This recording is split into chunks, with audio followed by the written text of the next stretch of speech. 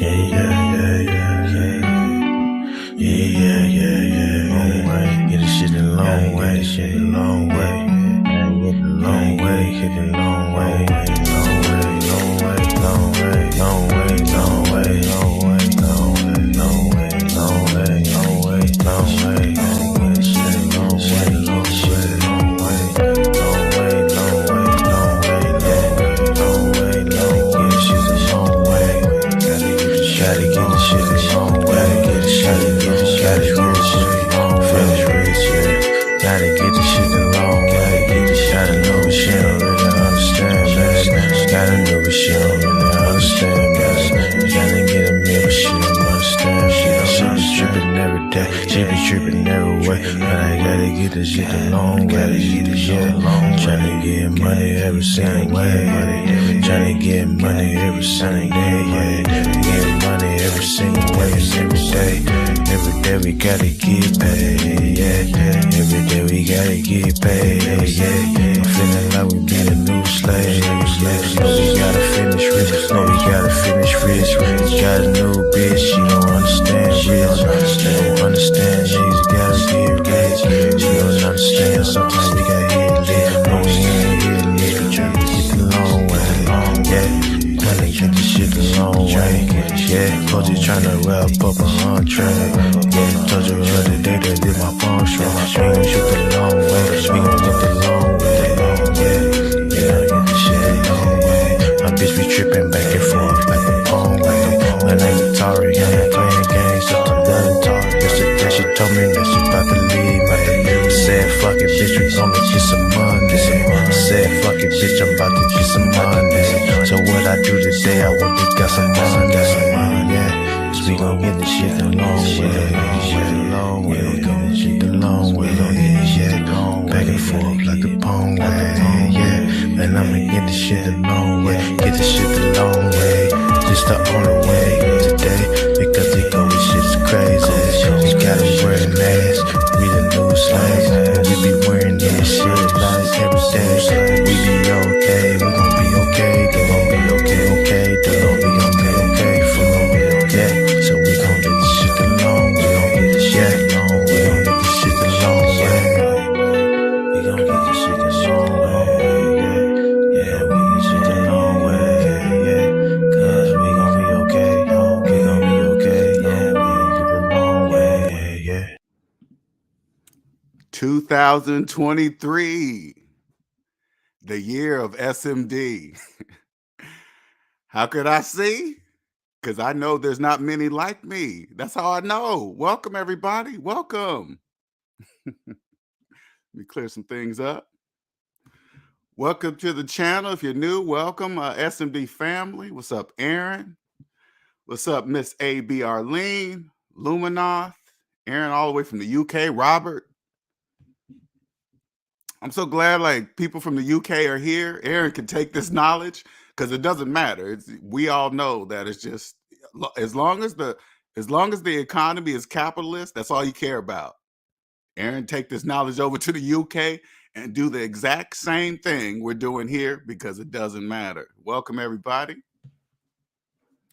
If you're new to the channel, my name is LJ Young, the founder of SMD.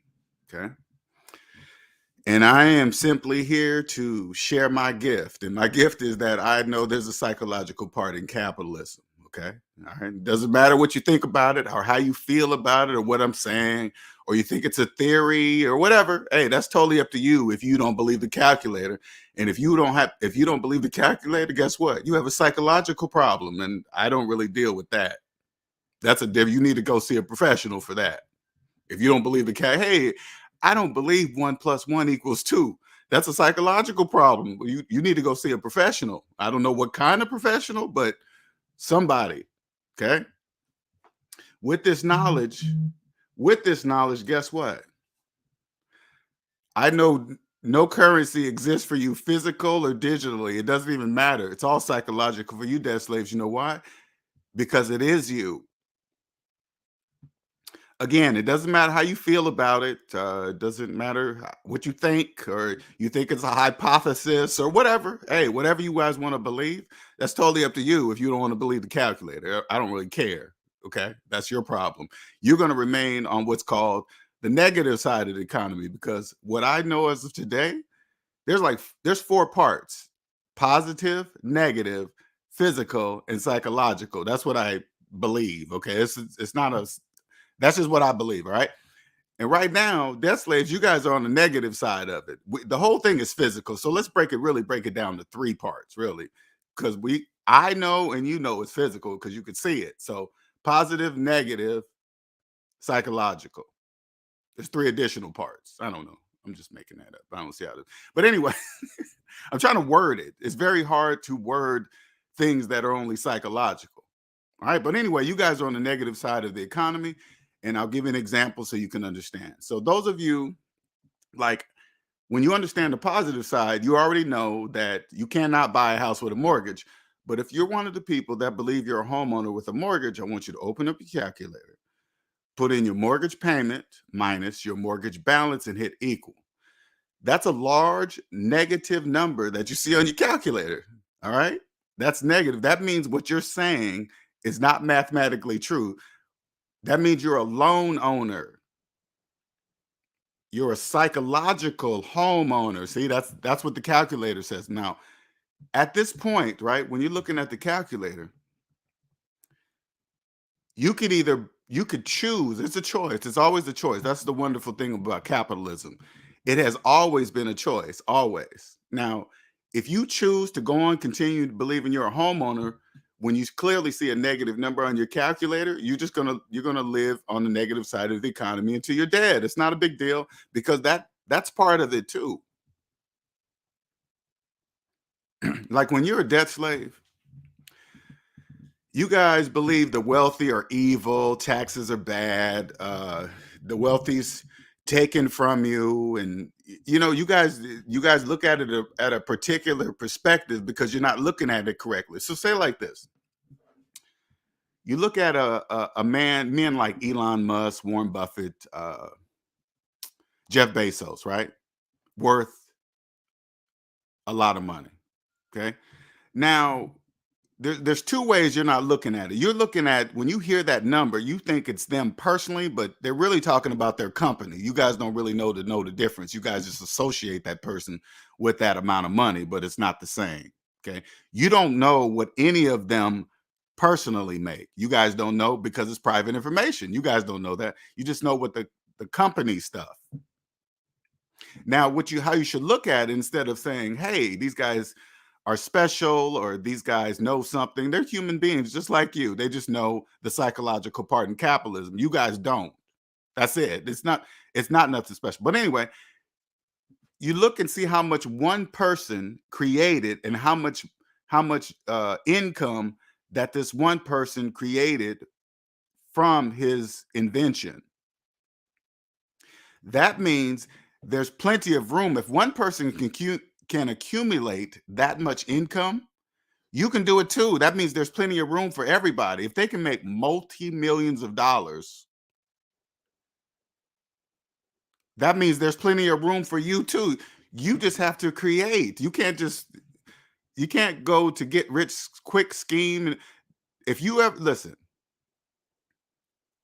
what you guys don't know, because you're on the negative side of capitalism, in order to become truly wealthy, you must participate in the system properly. You can't become wealthy the way you want to do it at a system that was designed a certain way before you was added to it. Because any of you guys listening to this podcast right now, you were born into capitalism. It was already here. You was born into it. Everything was in place already when you was born. Now, do you really believe you can become wealthy here in the United States of America, born into capitalism, and try to do it your own way? That's not going to work. You can try. I mean, when you understand the psychological piece, you see all the pieces count, every single piece. People that don't want to participate in the economy properly, they want to do it their way, not pay taxes, sell illegal drugs or whatever. Hey, Everybody knows the laws, okay? Guess how you're going to participate? With your time in prison. That's what you're going to pay with your time in your life. That's the most valuable thing on earth, but you're still going to participate, but you're going to participate that way.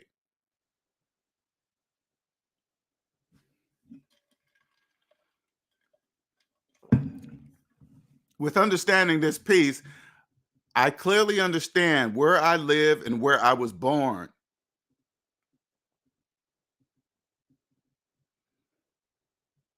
All you got to do is take a step back and say, whose currency is number one in the world? United States of America. Well, where everybody knows that.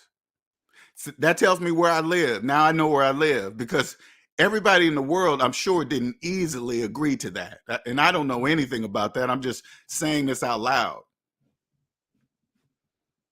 Because people right here, they fight over football teams, can't even agree with football or basketball scores or whatever. Imagine making the dollar number one in the world. What do you think that took? I don't know. Just use your imagination. But I know where I live.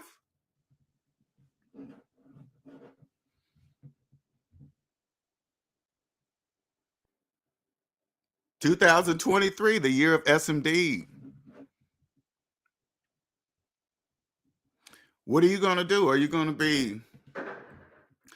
This is for the people I know that have been following me for like years. There's been people following me for years and still haven't started. Still haven't even started.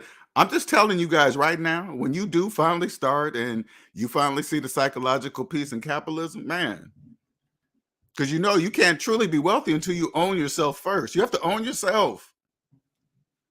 That's how you participate in the system properly. You have to own the business of yourself first.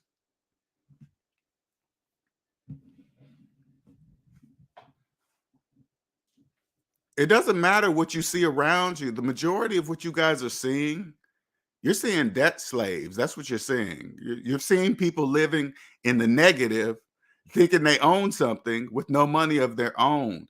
If they have a mortgage, they are owned.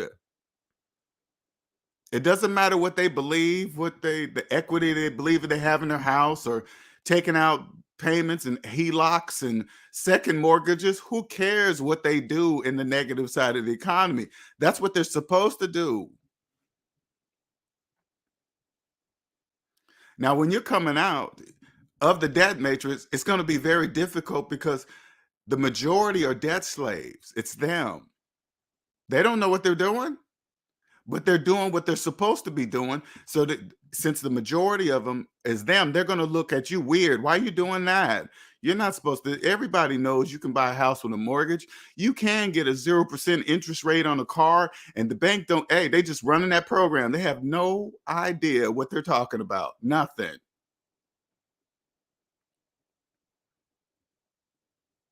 You can't buy a house with a mortgage. That's impossible. You can't do. You think anybody told me that in the debt matrix? No. You know why? Because everybody around me thought they were. They don't know that, but listen, that's okay. It must be that way. It has to be that way. There's trillions of dollars in mortgage loan debt. That's millions of people that believe they're homeowners. That's how it must be. It doesn't matter if I say it out loud. They can't even hear me.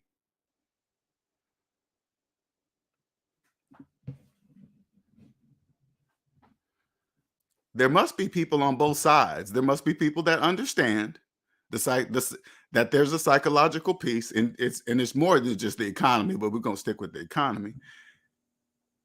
There's a few people that must know, and the majority must not. There must be balance. Everything has to be balanced for it to work for everybody. All I'm here is to do, I'm here to help the people that want to come to the positive side of the economy. Because when you come to the positive side of the economy, you know how to participate in capitalism properly. That's what I do. I help you participate properly. something that very, very few people do.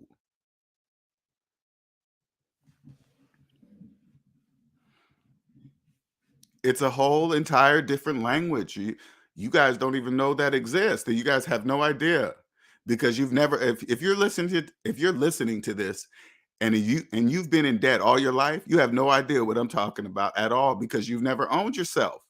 That's why you don't understand.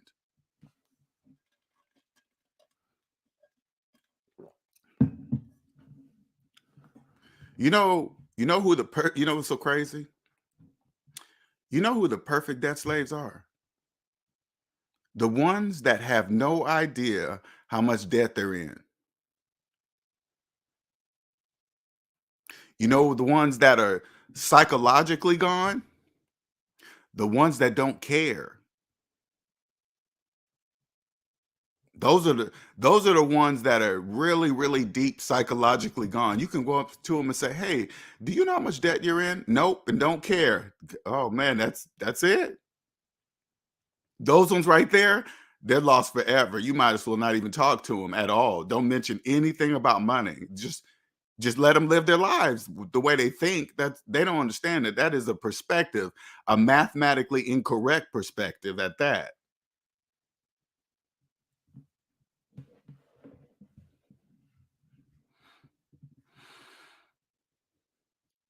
I see this new year 2023. This is the year of SMD. Believe that.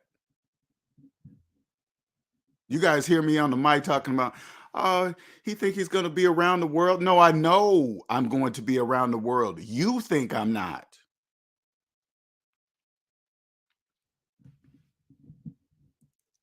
You guys, you guys think I don't know that's what you say, debt slaves? I know what you guys say because you don't own yourself, so you'll never know what I'm talking about, and it doesn't even matter. So when it happens, hopefully, listen, let's put it this way.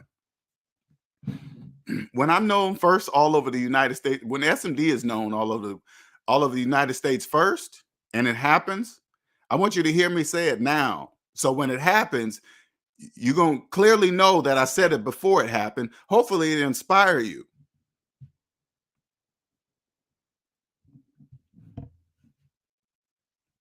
You know, it is bananas when a person starts rising, going up, and you know how many people want to see you fall and fail. It is bananas. You know, you want to look at people and say, "Why? Why would you want that? Why would you? Did I do something to you? Oh, you just don't like what I'm saying. Oh, okay, but so you want me to fail because you don't like what I'm saying? You got to go look in the mirror and see what your problem is."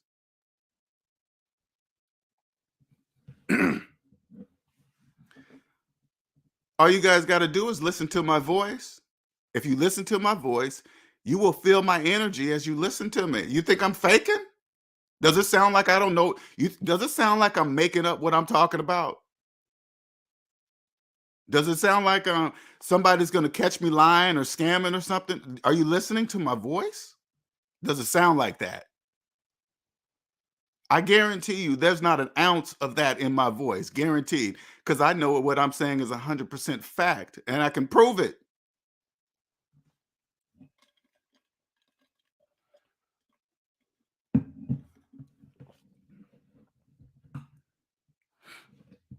When you like debt slaves, you guys have no idea. Like the S&D family, they work. The S&D family have jobs. I hope you guys know they work. Okay. Just because I don't have a traditional job, I'm not saying that you're not going to. S&D family, they have jobs. And do you know they hear you guys talk at work, debt slaves? The things you say, the things you guys talk about, what you're going to do, how much you're borrowing from your 401k. Do you know only debt slaves talk like that?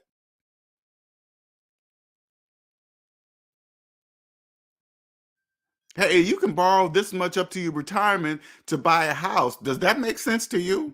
That you're borrowing from your future to pay for your present? If you're borrowing from your future to pay for your present, that means something was wrong with your present.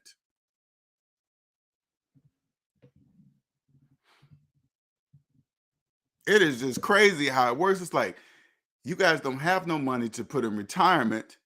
So you're actually putting in borrowed money into retirement, and then the job, you go to the job, and then you borrow it again from the 401k again. It's just like when I look at this, I'd be like, wow, that is amazing.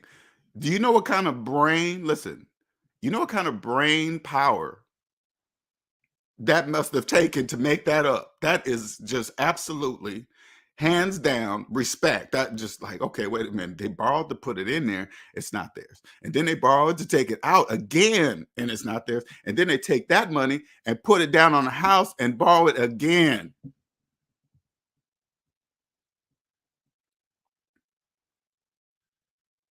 The only thing that is doing is locking you to the bank and your job for the next, and traffic, and 8 to 5, and then 2 3 hours to back and forth to work, all 5 days a week, maybe.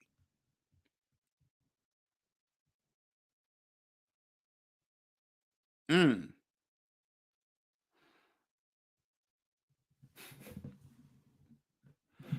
all the time. Just, when I think about those moments, all the time, I was doing it to myself. I knew when I was a dead slave. I knew it. I said, I'm missing a piece. I swear to you guys, that's what I used to say to myself all the time. I'm missing a piece. There's something I'm missing. I'm missing something. And I was missing something, the psychological piece of capitalism. I was missing that part. I couldn't see it.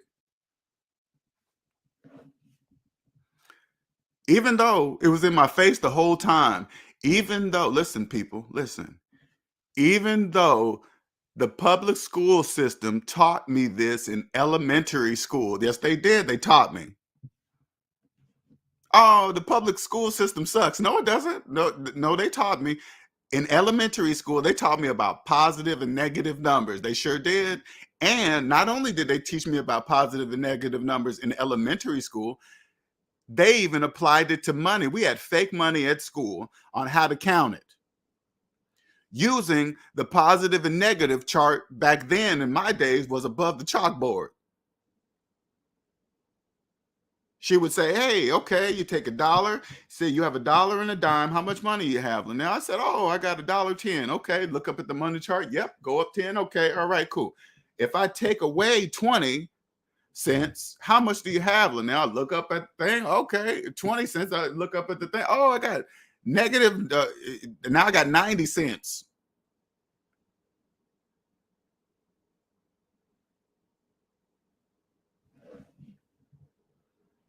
Taught me this in elementary school. And for some reason, by the time I graduated high school, that was long gone. And I remember as a kid, when I got out of elementary school, I used to say to myself, I and you say these things to yourself, but you really talk. These are things that yourself is telling you. Like I said, what happened to all the math and money games? Why did it stop? I don't get it. Why did it stop? I used to say that to myself. Why did math and money games stop? Because that's all you really need to know. If you want to be wealthy, that's all you really need to know is that part right there, just the basics. And you're probably saying to yourself, well, now, how could you? What do you mean? You don't have to know about finances, investing. Don't you have to know about all of that stuff when you're trying to become wealthy? No, you don't. I don't. I don't know anything about investing. I'm not licensed in anything. I don't have no financial degrees, nor do I want any. I don't want none of that crap. That's for legal stuff. When you guys do stuff in states, you gotta be legal. I know how to pick the people to do it for me. Say like I want to start investing in the stock market. I find a licensed professional investor who is personally debt free. That would be the requirement. Taxes, same thing. I hire a licensed, properly licensed, federally, state, whatever's required, wherever they live, properly licensed, and they're personally debt free. Those are requirements. You're probably thinking, well, why is that? Because they know that there's another set of rules that you guys cannot see. And those are to be followed to the T. Those are things you no longer have to say when you understand the psychological piece in capitalism. You don't really have to explain that. I know this person that's going to do my taxes. They're not going to rip me off. They're not going to try to take more money. They're not going to try to pull more money, right in the guidelines of the IRS, pretending you did something, writing off something that you didn't really buy or whatever. They know we don't do any of that because there's no need for that.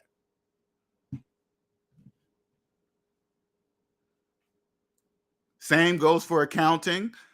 A professional accountant, business accountant, who is personally debt-free, properly licensed in their state, county, whatever.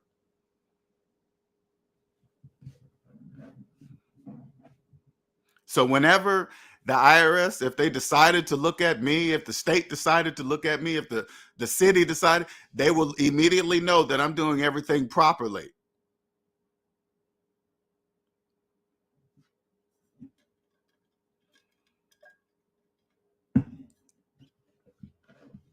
Properly. 2023, the year of SMD.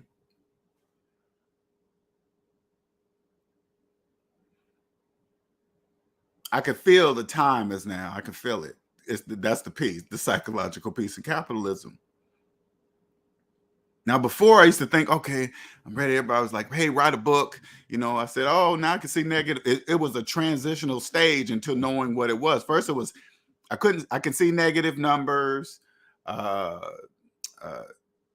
it. You know, I thought being able to see negative numbers in the in capitalism was the answer. Finally, what it is the psychological piece. That's it right there.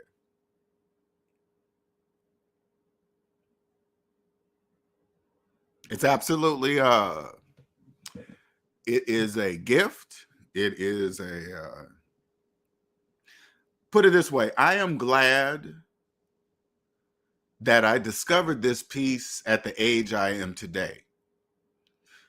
For a few reasons, because I know if I was younger, I probably would have still had a little ego in me, and I probably would have used this gift, not illegally, but probably all the way not morally. Okay.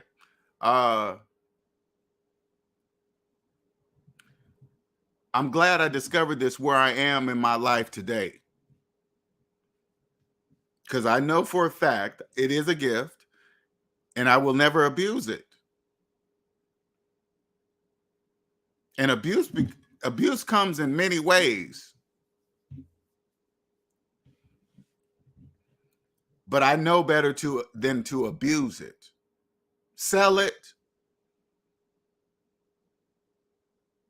Now, when I say sell it, I mean sell it, say, hey, XYZ company, you now own SMD or me or whatever. That will never happen. That will never happen. When I, like, for example, let me give you an example. When I saw what Kanye West did, because you guys, debt slaves, you guys don't know. You guys think you understand a billionaire mindset, but you guys don't. You're making car payments. You're begging for student loan forgiveness. So don't even try to wrap your head around what Kanye does, because you'll never know, ever. Now, with knowing the psychological piece in capitalism, I know it has nothing to do with money, because it's you, debt slaves. All currency is you. So with the money removed, you know what I say? When I first heard Kanye do that, I said, why would he say such a thing that he know is going to have repercussions of it? You know something's going to happen to that. Why would you say that? That makes no sense. Now everybody's talking about, oh, he's going to go from a billionaire to a millionaire. You guys are so concentrated on the money. You guys don't not focus in on anything. So I pondered on that. I was like, why would he do that? That just doesn't make sense. Oh, so-and-so dropped him. So-and-so dropped him. This company dropped him. I was like, oh. He wanted to free himself without having to pay, go to prison, any kind of legal ramification. Because now the companies can't take him to court. They dropped him. What are you gonna do? Come to court and say, hey, what is your defense gonna? He tricked us.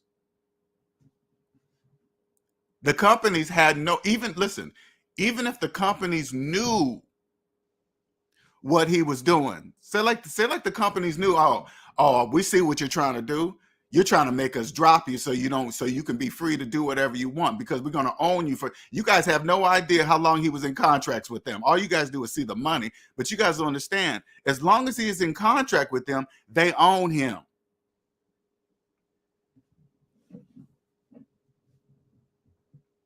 So even if they knew, they had to drop him. Why did they have to drop him? Because of you guys, debt slaves, you. They had to. They had no choice but to drop him.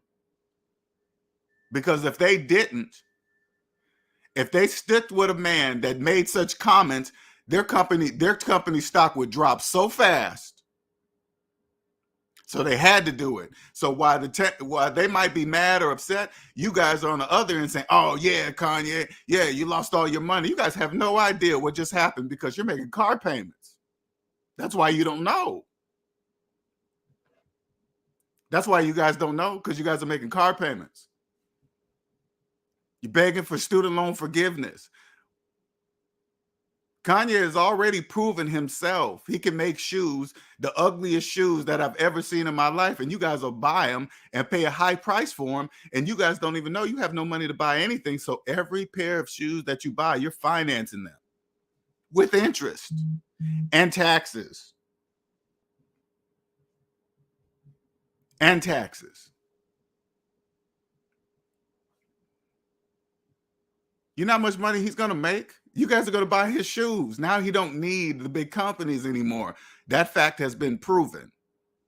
That business model is a fact.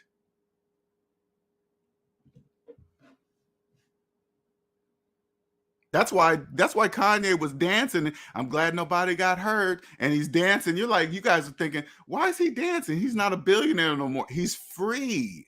He freed himself. Guarantee you this. I guarantee you Kanye will never, ever, ever do a contract like that again with another company. Guaranteed.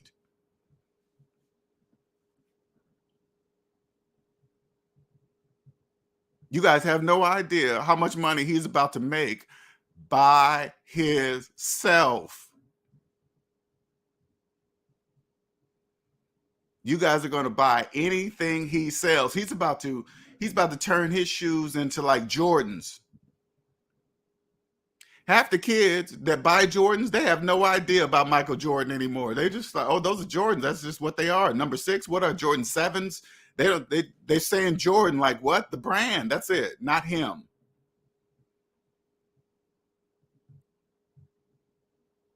Kanye is about to kill the game. He's about to kill it. And you guys don't even know what he's doing. He's free. He's about to surpass you know the money that they were paying him? He's about to pass that up. Way past that. He's about to pass that. He's about to pass. But when you make that much money, you don't think about money like that no more, you guys. It doesn't work like that. Who cares how much money it is? If you're owned, who cares? But most people are happy to be. That's why the companies are big as they are, because you guys are happy to take some of the money that you've never seen in your life because you're owned.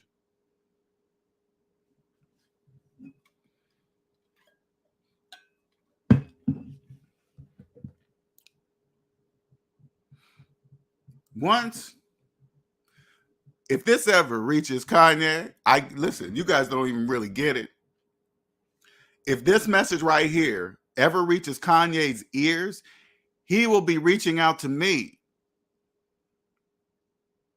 Not because he needs me, not because I think I'm better than him, not because I want something from him. Soon as he hears my voice, he's going to know I don't want any of that. He's just going to know that I know. That's what he's going to that's what he's going to know.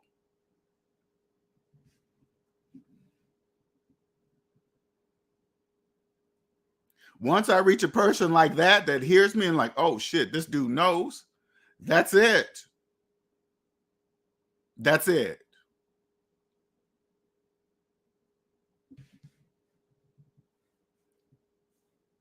Those are facts, Nick. He had to free himself. We have no idea what was in that contract, how long it was. That shit might have been fucking 50 years. Who knows? I'm sure, and listen, I'm sure there was some kind of clause in there that he probably couldn't talk about it.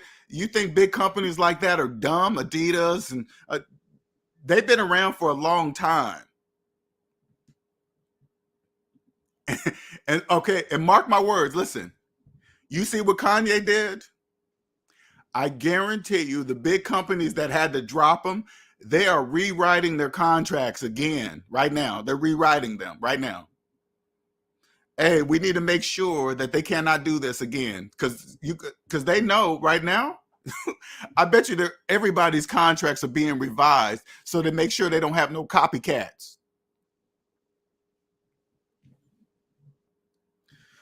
Because right now, listen, right now they're working on the contract. Believe that they're working on it. We got to rewrite this shit fast. We got to hurry up. Because if anybody else that they have contracts with right now, if anybody else has the contract, if they really understand what Kanye did, they can get out too right now. They could just say it. You got to have big balls to say some stuff like that. You got to have some big balls. But hey, Kanye obviously had some big balls. And guess what? If any of the people that are with them decide to say it, guess what's going to happen? The companies are going to have to drop them. Have to. So right now, I guarantee you, they are rewriting contracts to make sure. And I'm just talking out loud. I don't even know if that's, once a contract's a contract, don't they have to agree to the updating? I don't know. I have no idea. But big companies like that are nervous. Believe that. Nervous.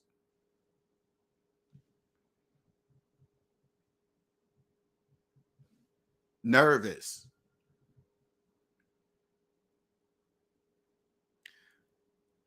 $2020, you guys don't really understand. 2020 is a new economy.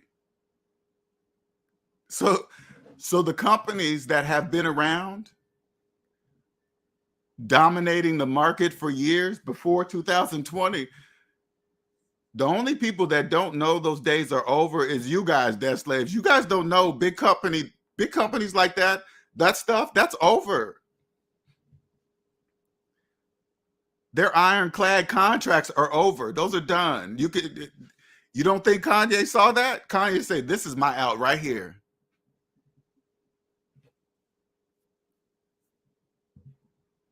And they can't do shit about it. Kanye could have walked into the office and said, you guys are no longer going to own me. This is what I'm going to do. And guess what the companies couldn't do? Shit. They couldn't do nothing about it. Because it's not in the contract. They didn't say nothing about that, obviously.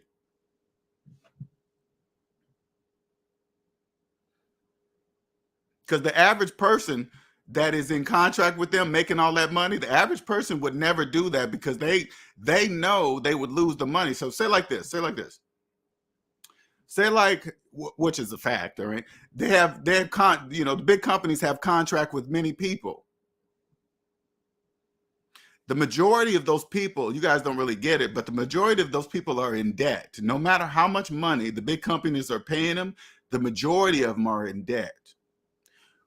That means they rely on the income that comes from the big companies. They rely on it. So never in a million years would they do something like Kanye, because you guys don't know the difference. I guarantee you Kanye is not in debt to anyone. Guarantee you. Because anybody that would do something like that, is not in debt to anyone. So anybody below the big companies, guarantee you he's not in the debt to anybody below, especially the below. I bet you the big companies were the last people on his bucket list. I got to get these guys out of my life. How can I do it? See, it all goes back to the psychological piece in capitalism. You guys can't see that because you're deep in debt. So you would never even think of doing upsetting big daddy, big companies that are paying your lifestyle every day, paying you. That's how you're able to make your mortgage payments and your car payments, because of the big contracts that you have with the big companies. But when you have a lot of money and no debt, you can do what Kanye did, because you're not relying on the income from those companies, because once you say that everything stops, just like you guys saw, everything got cut. Oh, he went and listen to the people. He went from a billionaire back down to a multi-millionaire.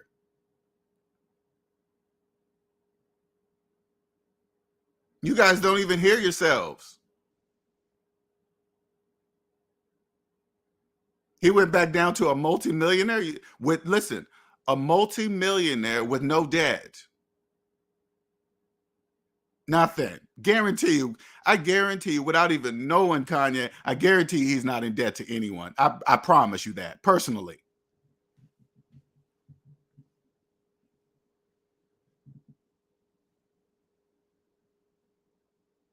Guarantee you, with Kanye tied to those big companies, I guarantee he was limited on what he could say out in public.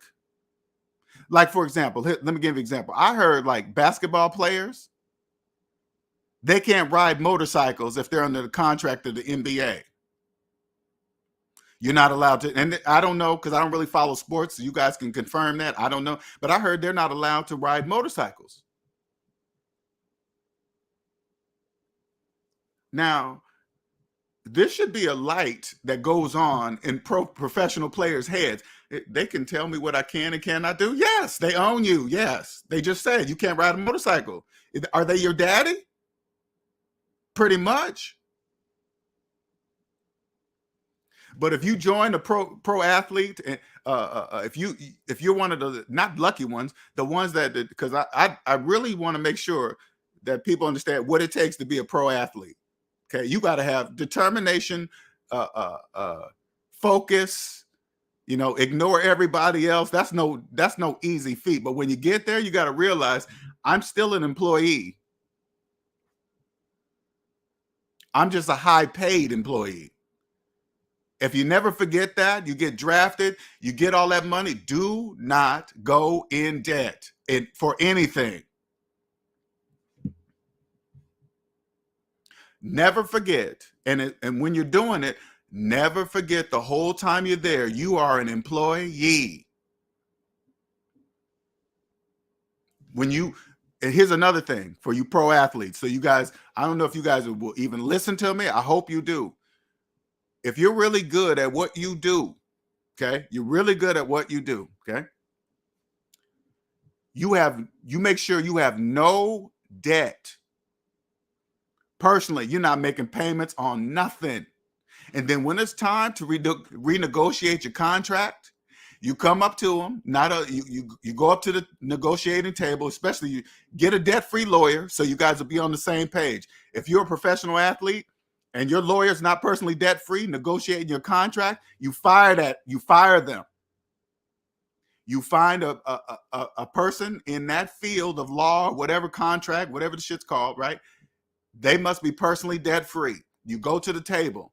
Hey, you guys already know how good this player is, and guess what else? What? He has no debt, so he's not relying on your checks.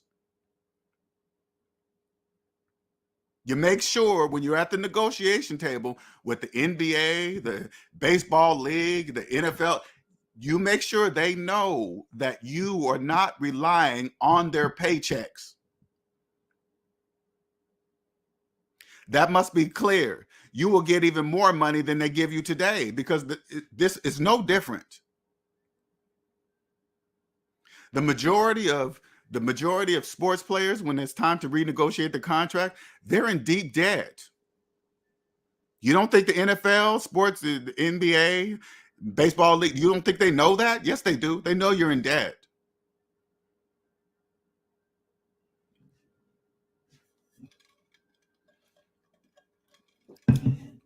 You go to the table, you negotiate your contract, you make sure you look at it across and say, hey, let them know that I have no personal debt. That means nobody owns me.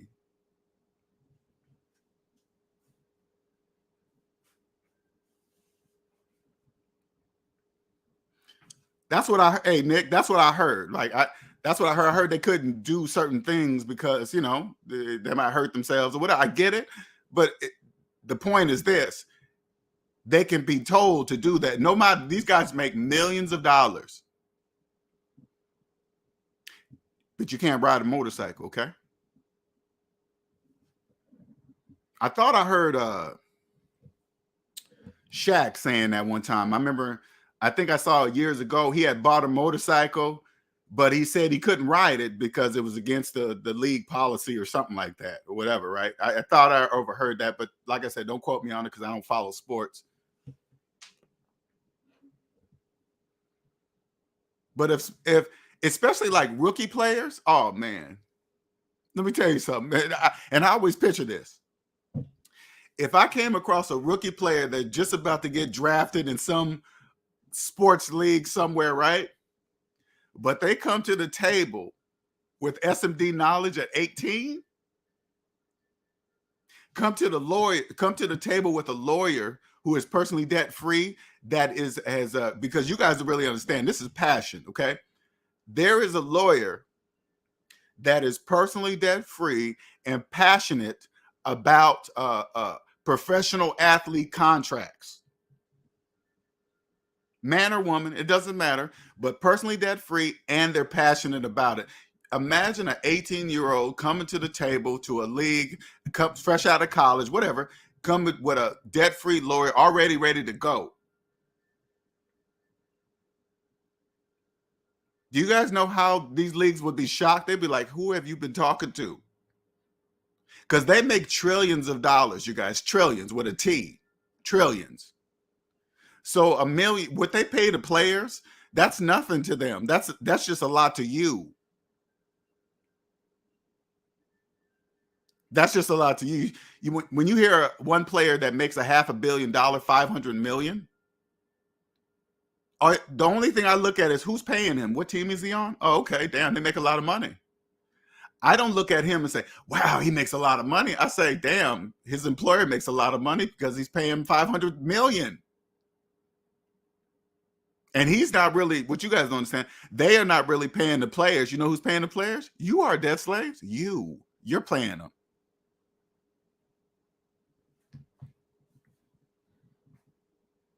I remember when I was younger and I got taken to a football game or a baseball game.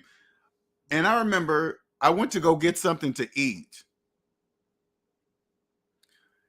And it was just nothing special, like a hot dog and some chips or something. It was just regular. And it was ridiculously priced. I was like, what? Outside, I said to myself, and I'm a young kid at this time, I said to myself, it's like a quarter of the price outside the stadium. But I'm supposed to make an exception of the ridiculous, outrageous price because I'm at a football game. I said, hell no, I refuse. I said, no, thank you, ma'am. I don't want it. Not because I didn't have the money to buy it. I just said to myself, I'm not paying that because I know it doesn't cost that.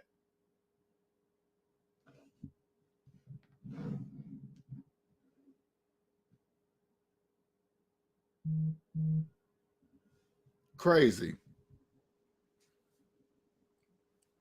Now, when I look at NFL team owners, I just like, damn,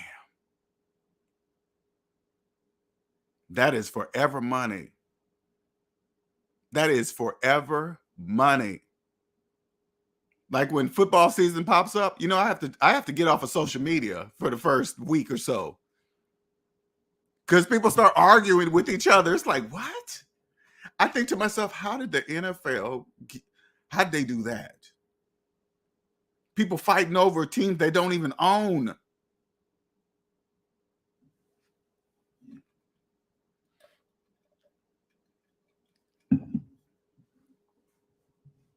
Teams they don't even own. It's just bananas. You guys don't know. All of that is a perspective. It's a perspective.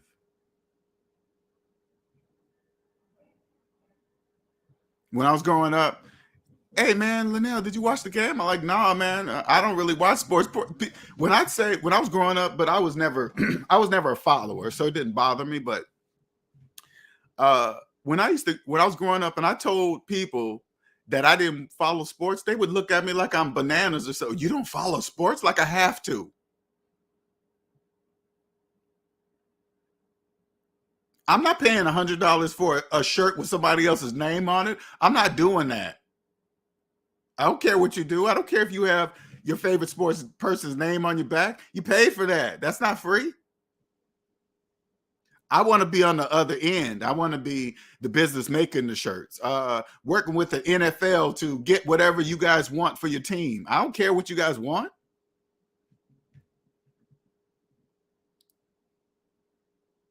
I remember one year I was watching people burning jerseys. I'm like, you're burning an overpriced jersey that you finance with a credit card and interest, and you're probably still you're probably still making payments on the jersey that you're burning.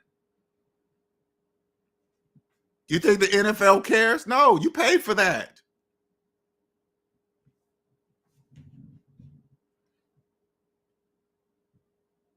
Congratulations, NFL. That's forever money.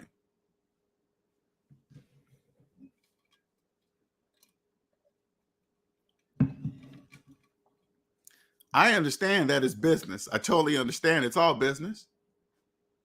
But I like paying attention to moves like Kanye. Man, that's a move right there. You guys have no idea. He's probably already got his stuff lined up. He's ready for his next move. Everything's lined up like chess pieces.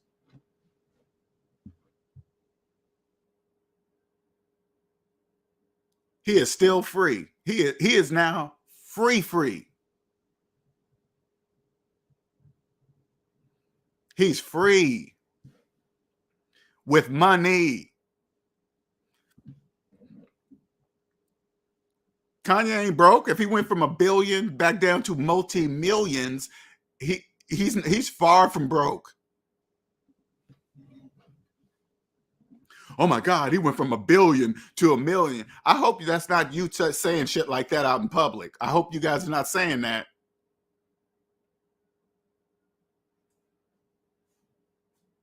Oh my God, man. And you know how many channels are talking about, oh yeah, Kanye went from $1 billion to $1 million. You should not be subscribed to YouTube channels that say stuff like such things. You should be embarrassed. Hide your subscription list. Hide it.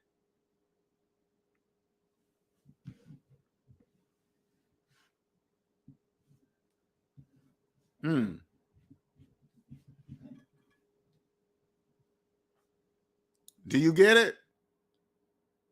You want to be on the positive side of the economy one day? You want to own yourself, the business of yourself? You will see what I'm talking about, because right now I keep saying it over and over and over again. I am going to create some type of business that houses debt-free tax professionals, debt-free professional accountants. I don't know. I'm just speaking it out loud right now. I'm going to get that. I'm going to create that. And these companies are going to be the best in the United States of America. And you guys are not even going to know how I'm doing it. Even if I tell you, I'm telling you right now. I'm telling you right now. This is how I know I'm supposed to do it.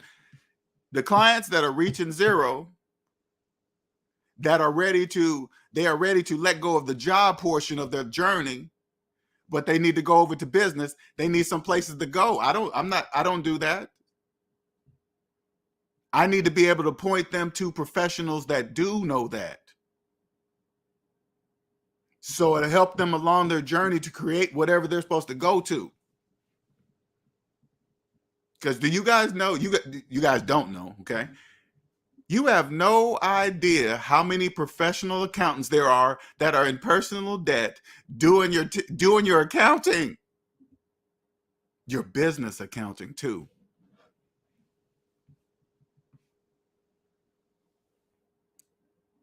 You guys got professional accountants out there doing your business tax, your business accounting, and you got professional tax professionals, tax professional lawyers, whatever title they have in personal debt doing your taxes, your business taxes too at that.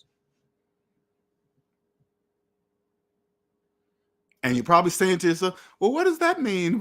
What's the big deal? Why is it? I'll tell you the big deal. That means they don't own the business of themselves.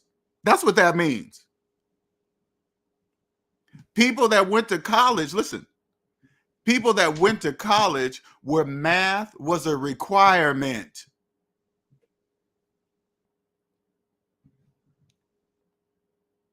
I bet you if you were able to see their records, they probably all passed math, all of them. To graduate, you have, I'm sure math is a requirement in those fields for you to graduate. They had to pass math. Why are they in personal debt? Why they don't own the business of themselves? Because they don't know there's a psychological piece in capitalism. That's their problem. It doesn't have to be yours.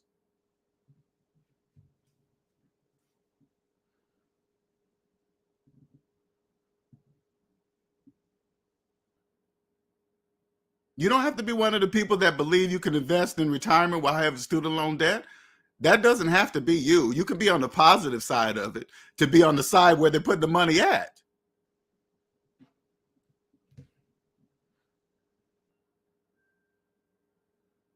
Debt slaves don't know they cannot retire while in debt. They can't. They don't know that. So they have to believe in something that's going to do it. They have to believe in something that's going to do it for them. Some kind of mysterious plan, and the stock market does something and flip flops and this much, and you know how much the stock market will do this in 10 years. Nobody knows that. How do you know that? You got a crystal ball behind there? You're saying if I put money here, it's going to be worth this much 20 years from now? How do you know that? You don't know that. You have no idea because nobody can tell the future, because the future doesn't exist. The only moment that it will ever exist in your life is today, the present. You only can create the future from the present. You have to create it now.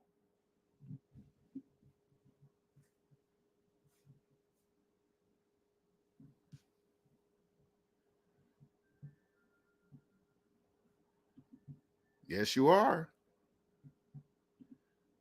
Did my own taxes last year on 132,000, and no, got zero audits. Yep, play the game correctly. The IRS is not going to bother you if you're playing the game correctly. If you're if you're following all the IRS laws and rules, why would they audit you? If your numbers match their numbers, why would they they got to deal with millions of you guys not following the rules and laws. Why would they bother people that are? That just wouldn't even make any sense. People that follow the rules and the laws obviously know how to play. Like you sports people, if you're following the rules of the game, will the referees bother you if you're following the rules of the game? No, they're not going to bother you.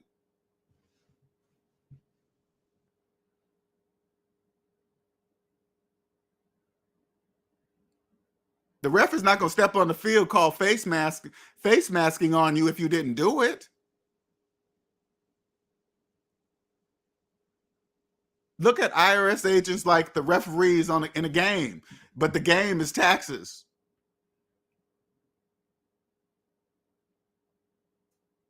Okay, the game is taxes. They're going to blow the whistle on you if you're doing tax evasion. They're going to blow the whistle. Whoop, penalty, 15-year penalty. Now, not 15 yards, 15-year penalty.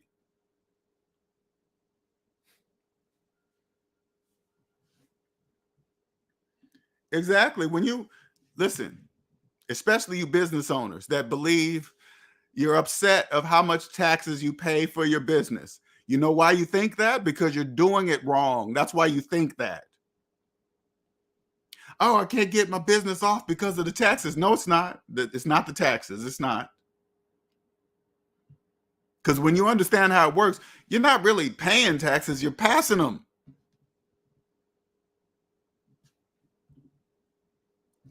Again, if you create a product and say like your product costs $1,000, right? And then the government says, hey, you put this $100 tax on that product, and then you charge the person buying it $1,100.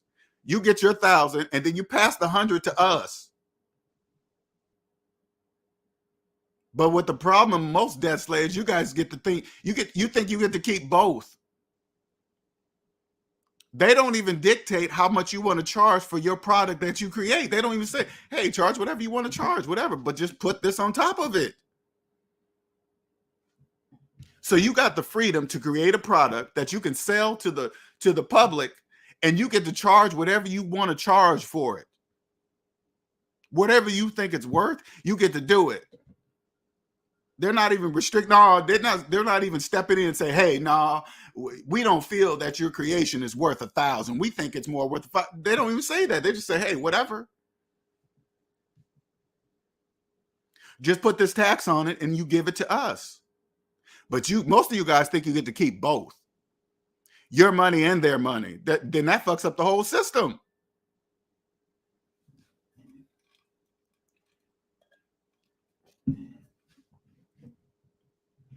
Especially for you business owners, let me tell you something. The business owners that believe that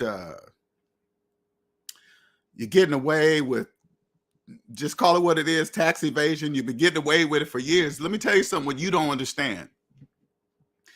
If you're cheating, that means you don't understand how to play. That's why you're cheating. That's self-explanatory, okay?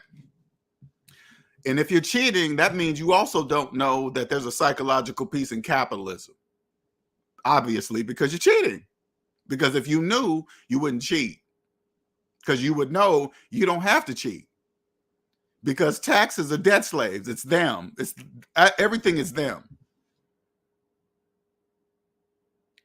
Debt slaves are everything. So you don't need to cheat. But for some reason you are, and you're probably doing it for what? Money. Right there should tell you, because they tell you right there, if you do tax evasion, you could possibly go to prison. So what they're saying is this. I'm going to translate it for you so you can understand. Since you don't want to play right, we're going to take away something that's more valuable than the money that you're trying to steal or cheat on, the time in your life. They're going to take the time in your life. Now they get it for cheap because they're going to put you in prison.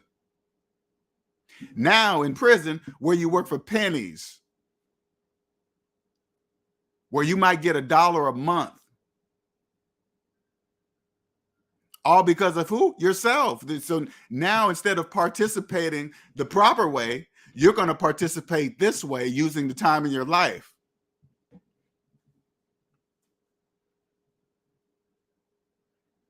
Making thousands of license plates and making $1 a month. When told when to sleep, when to eat, this is what you're going to eat, this is where you go, everything. That's what you traded. Now you're participating. Now you're still participating, but not the way you should be.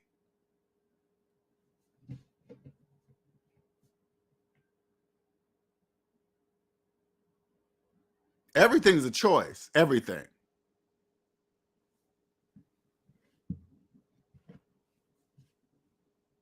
Exactly. Getting your time at wholesale prices. That is so true, Nick. Oh my God. You better not say nothing like that in public, Nick. That's really pulling down your mask in public. Don't do that. But it's true. Wholesale prices. All because of who? Yourself.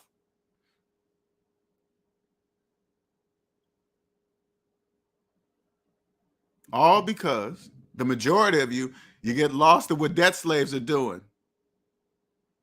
You think that's what I must do, man. That's the only way I'm going to make it here, man. That's the only way I'm going to get a house, get a car like that, get some shoes like that, get red bottoms this, Gucci that.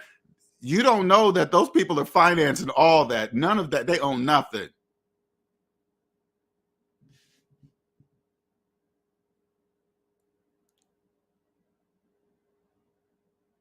What you 99% of what you guys see from people with content creators and what you guys see on social media, 99% of that stuff is finance, people. That means they don't own nothing.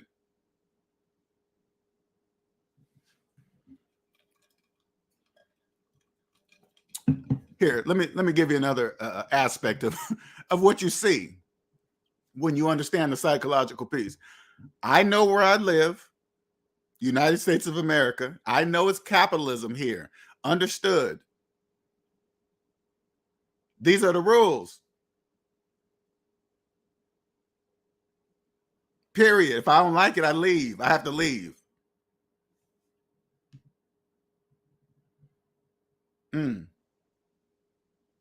This is clear. I understand that time is the most valuable thing on earth. I know it. I know that for a fact.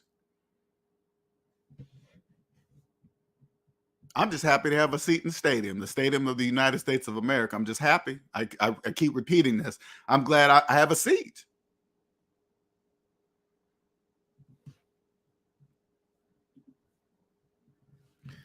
When I look back and I'm like, never in a million years would have I thought a credit report is an owner ledger. I would have never, an owner's ledger. I would have never saw that in a million years.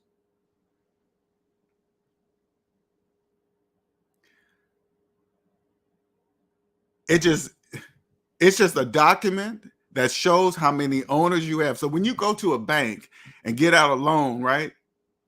The first thing they're going to do is run your credit report. You know what they're really checking for? To see how many owners you have. Just to see how you talk, just to see if you say you own things. Let's say, like, they fill out they give you this application, and one of the questions are usually, are you a homeowner? And when you check yes, and then they run your credit report and they see you have a mortgage, they're going to know that you don't know that you're not a homeowner because you check yes. You don't know that. You obviously don't know you're not a homeowner. So then they run your credit report and they see it. Oh, this person doesn't know. There's a psychological piece in capitalism. And then they're going to treat you accordingly, debt slave, accordingly. It's just business. They're going to see you got student loan debt on there older than your children, talking about you want a mortgage. They know exactly what type of mortgage you're going to get. You're going to get a subprime mortgage because you don't know. You've got collections. You need help on the down payment. You have no money for the down. Just on and on and on and on. They know exactly what type of loan you're about to get. According to your credit report, debt slave, according to your credit report. They're about to do you and do you good because you don't know. How many owners this person has. Back behind on the taxes and credit card payments, car repossessions, and then they're in the bank talking about they want a loan.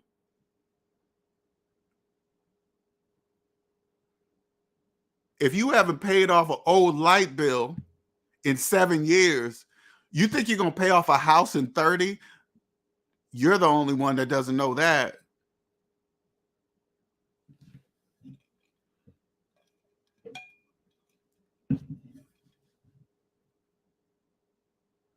The only other people that don't know that in the bank is probably the tellers, the other people that are sitting at desks trying to get loans just like you.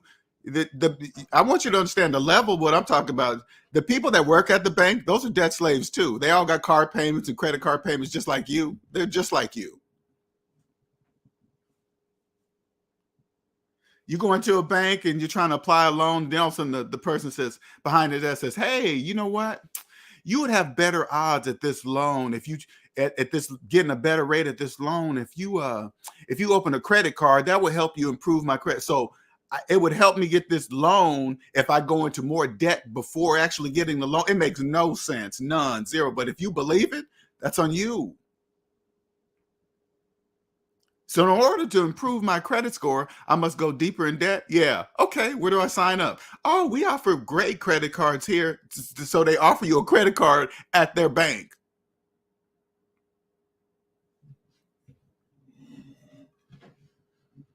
Hey, if you finance everything with us in-house, you guys will get an awesome rate. So let me say, if I keep financing more and more, I can say, they always say the same thing. If you finance your car, your house, and your credit cards here, you'll get a better rate than this and that. Wait a minute. So if I go deep, deep, deep in debt, I'll get a better interest rate for doing it? Yes, that's what you'll get. Okay. You guys sign right up.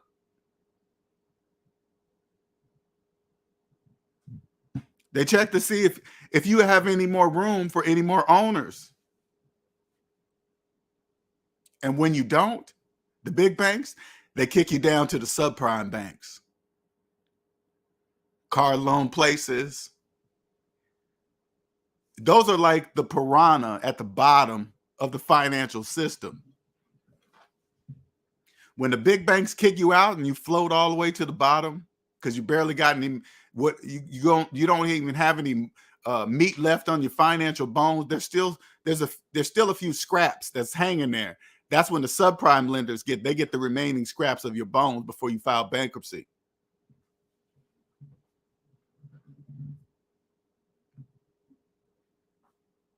Afterpay, pay later, pay this. Those are subprime piranha.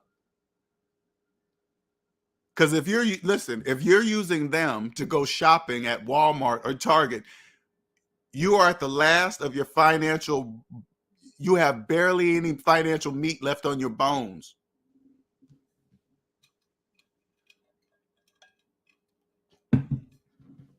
They're making a killing now. Those afterpay places, they know they're not going to get most of the money that they get.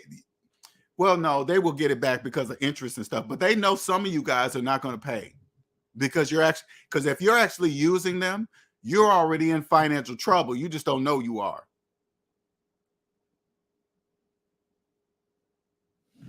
Like if you used afterpay for Christmas shopping, you're in trouble.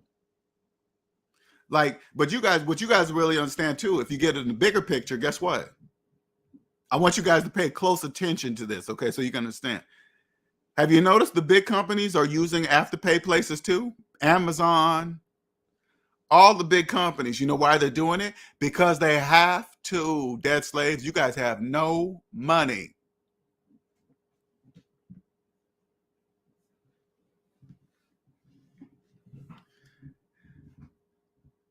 When I go and shop on Amazon, it's almost fucking irritating that when I go shopping, they already got the button pre-populated for some pay, subscribe to some kind of pay system. I'm like, I didn't ask for any of that.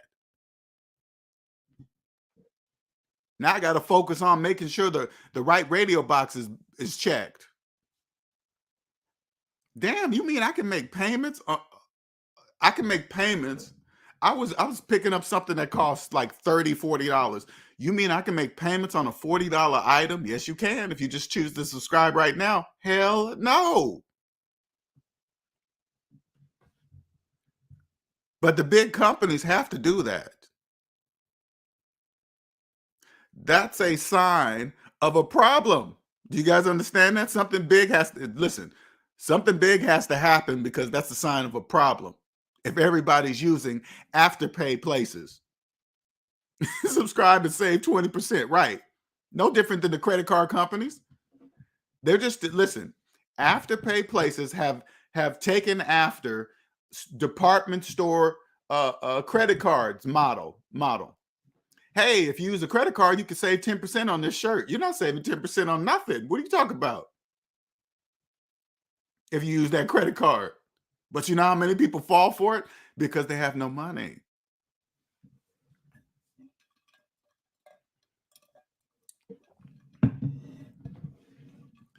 if this is you and you're listening to this and it's you, everything I'm saying is you, that is the perspective of the economy, which is the wrong one. You are looking at the economy from the negative perspective. If you listen, if you pay for financial advice, investing, accounting, or anything, this is what I strongly suggest you ask your professional person that you're paying your money for. Do you have student loan debt? Do you have a mortgage?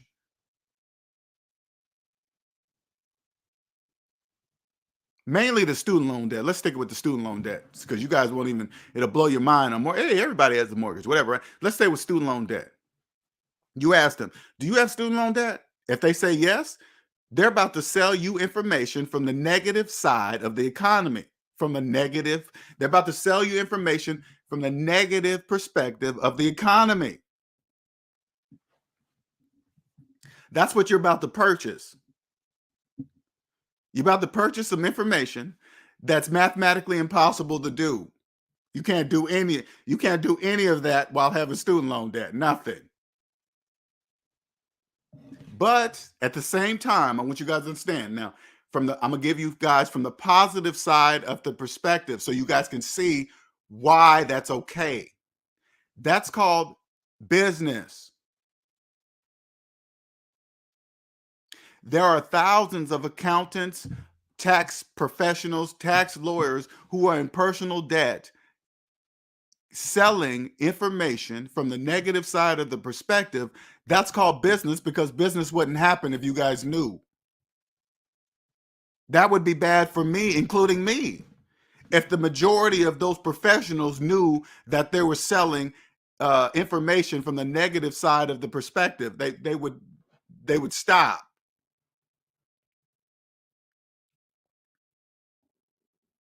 This is why when I create whatever this is going to be, a place with professional accountants and lawyers and business, blah, blah, blah, mainly tax related professionals, lawyers, same thing with business accountants. When I create this, that's what's going to make this business stand out from the rest, because I will be selling information from the positive side of the economy only.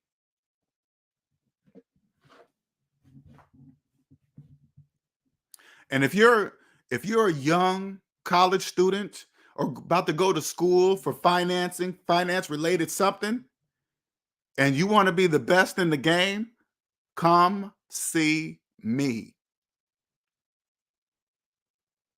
I will make you the best in the game right out the gate. And none of the people that have been in the game 20, 30, 40 years, they will have no idea how you're doing it. Not a clue.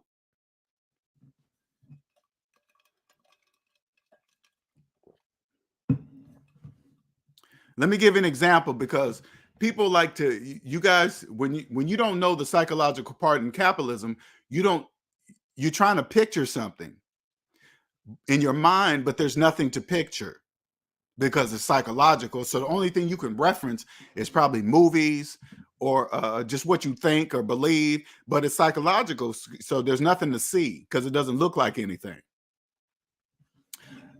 Now let's use, since Dave Ramsey is big, and this is the only reason, nothing's wrong with what he's doing. I'm just using him as an example so you guys can understand that there's a psychological piece in capitalism. So which way you choose to go is up to you, how you use it. Okay. So Dave Ramsey's baby step says pay off all your debt except your mortgage. And then when you get to your mortgage, start putting away 15% into retirement and start investing. If you don't know how to do that, start using one of the Pro-vestor Pros or whatever his business model is, right? Whatever, right? You do that, right? And then the majority of people follow Dave's advice because they trust him. He's a trustworthy person. He is a trustworthy, but what you guys don't know, he's also a businessman. The Dave Ramsey you know is Dave Ramsey LLC. You don't know Dave Ramsey personally. Okay, you don't know, but the only Dave Ramsey you know is LLC Dave Ramsey. Okay, well, if you open up you get to this particular baby step where you get pay off all your debt except your mortgage. If you pop open your calculator, put in your mortgage payment minus your mortgage balance and hit equal, you will see a large negative number on your calculator. That number says this is how much money you have to put into retirement as of today. Now this is called a glitch in the debt matrix. Wait a minute. I can't, this is a large negative number. I don't have any money to put into 15% because I don't have 15% of nothing. Correct. You don't.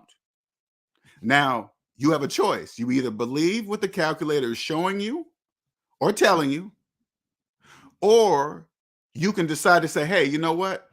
I believe in Dave Ramsey, and Dave Ramsey says do this. And it probably will still work out fine for you. I'm not saying nothing's wrong with what he's doing. That's called business.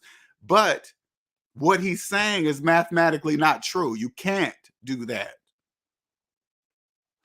Listen, if you have a mortgage, you do not have the option to put 15% into retirement or anything else. Nothing. Then you can go on, okay, if you decide to say, you know what, I believe the calculator, and then you'll go on investing in the most important thing in the economy is what? A paid off house. You're probably thinking, well, what do you mean, LJ? Say it like this. Say whatever your mortgage payment is right now, okay, whatever it is. Once you pay your house off, don't spend the money. You take that money, instead of giving it to the bank, you put it into a savings account. Every single month, you were already used to paying it to the bank. Now you're just going to pay it to yourself. Now, what I want you to do is this. Go find an investment that's going to pay you that amount of money every single month for the next 30 years. Go try to find an investment that's going to pay the amount of money that you are putting into your account because you paid off your house. That's going to pay you that amount of money every single month. You're not going to find it.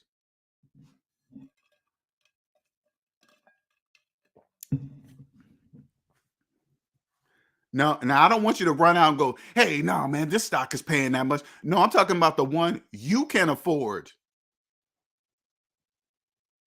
I know that there's stocks out there that pay more than your mortgage per month. I know that, but you can't afford it.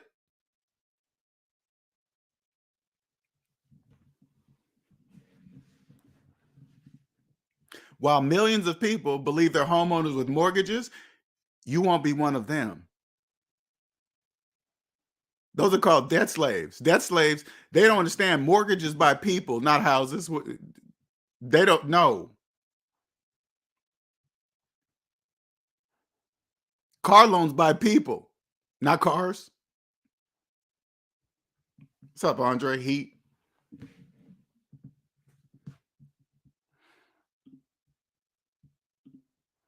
This is a brand new year. Brand new year. This could be the year. Now, we're still in the early stages. Right now, we're in year 3 since the new economy. It's 2020. That's what I'm going by. 2020 is the mark year. So now we're at the beginning of year 3. The majority of you guys have no idea what I say. When I say that, you guys have no idea how lucky you are to be alive at this particular time in life. You were alive when the world stopped. The entire world stopped. How often do you think that's going to happen again? Never. Not in this life. No, not never, but not in this lifetime. Not in this lifetime. You know how lucky you are? What's up, Arlene? I see you back there. All right, let me bring you up. How you doing? Good afternoon, everybody. Happy New Year. Got the shirt on too. Yes. I love it. Love it. Love Yes, it. I want to come on and show the shirt. Thank you so much. You are welcome. I wrote down a few things. I wanted to say a few things. Okay. Okay. So starting off, I see Andre just came in and I had to note because I wanted to just take the time to say thank you to Andre. I wanted to say thank you to Andre because connecting to you guys through SMD, we've had a lot of conversations on Discord. And I will say that in the midst of different questions I've asked and different conversations we had, he's opened my eyes to a lot of things that I realized that I'm obviously still in the program, and I'm still in the program, and I'm just kind of been flowing with what's normal. I haven't really taken the time to dissect a lot of things that's happening. So, for instance, my mortgage. Yes, my mortgage. So I'm going into the new year I'm in this new year with my only debt being the mortgage, right? So taking the time and going through my bank with the mortgage, just going through the payments, just looking at a lot of things. I'm questioning a lot of things. So yes, you have the escrow, you have insurance and taxes that come from the escrow, Right. you have the interest, and you have the payment. So as I'm looking at the amortization schedule, I'm looking and I'm seeing definitely how I wouldn't say screwed myself, but I did screw myself in the different ways. When I refinanced the mortgage, I basically set the clock back. Like I'm able to see how the bank is making, how they made a lot of money, right? But I can't go backwards, right? I can only go forward. Correct. So where you and I've had consultations and we had conversations, I know I have a lot of different options and I'm choosing to do what I'm doing at this point. But what's interesting is that I actually contacted my bank and I told them I don't want the escrow anymore. I could pay my own taxes and insurance. I don't need them to do that. Oh, really? Yes. Okay. What'd they say? They approved it. It got approved. Oh, wow. It got approved. Okay. But seeing that, like just looking, like breaking down the payments and looking at it, the bank was making money off me by doing the escrow. Of course. They don't do nothing for free. Correct. Now, when you called, let me ask you something. When you called them and asked them, did they sound funny or did they talk like it was normal or how they sound? I didn't call them. I sent the message through the I have Chase Bank as my mortgage. Big bank. And I sent the email to ask, hey, what is the procedure or what would I need to do in order to remove the escrow from my mortgage payment? I could pay my own taxes and insurance. And the representative got back in touch with me via email and forwarded my request to whatever department. And they told me I'll hear in a couple of days. And sure enough, I got a response back telling me it was approved. And I got the letter. And I got the letter in the mail. So then my next question was, okay, well, where's the extra money? Like, when you going to give back? Right. So that should be coming to me in a couple of days. Did you ever figure out what the cost was for them doing your escrow? Did you ever look those numbers? What was the cost? I mean, what were they making? Was it a monthly thing, a yearly thing? What was it?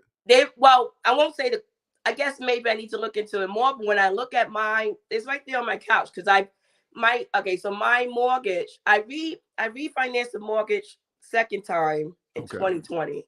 So I refinanced the mortgage in 2020. So I went to the bank. Which was the second refinance? Which was the second time you did it? Okay. Second time. Mm-hmm.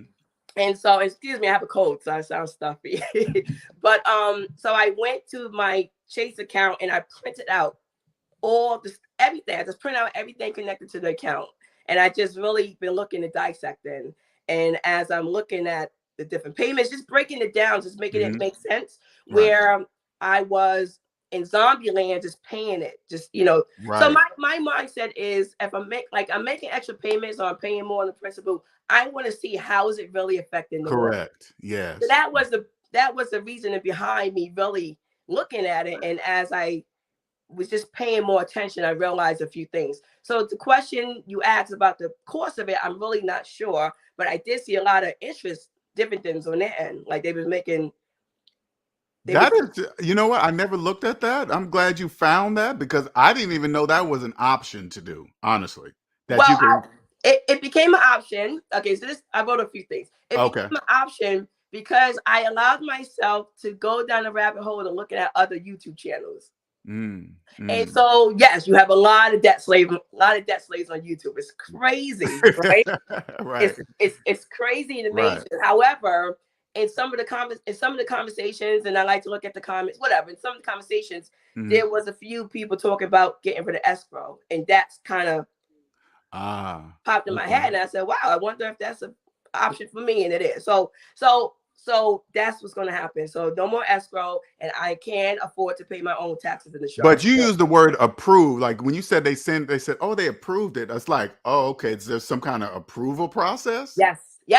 Because if I was, they had to do an audit of my account with them. With my mortgage. So like, just if I ever paid my mortgage late, like if I wasn't doing well financially, they Gotcha.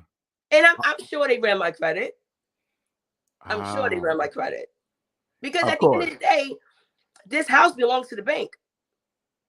So they want you to pay the tax. They want the taxes and insurance to be paid because they don't want this house.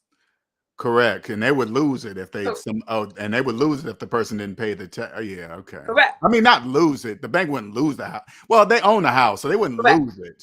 But they don't want it. It's a depreciating asset. They would just mess up their monthly income, basically. They wouldn't lose anything because they own it. So, but they don't want to go through the process of having to take ownership of this house.